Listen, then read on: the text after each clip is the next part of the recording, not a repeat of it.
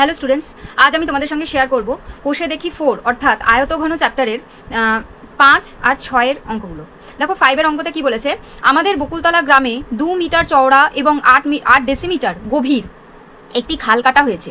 যদি মোট 240 ঘনমিটার মাটি কাটা হয়ে থাকে তবে খালটি কত লম্বা হিসাব করে দেখো। অঙ্ক করার আগে আমি দেখো নাম্বার 6 যে ফর্মুলাটা ছিল আয়তঘন বা সমঘনী চৌপালের আয়তন কি ছিল, দৈর্ঘ্য ইন্টু প্রস্থ ইন্টু উচ্চতা ঘন একক।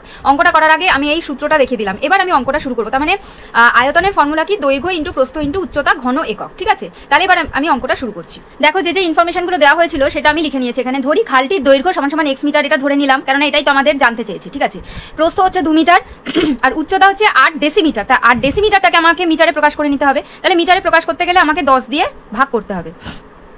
ওকে, 8/10 মিটার। ঠিক আছে, তাহলে এবার আয়তন সমান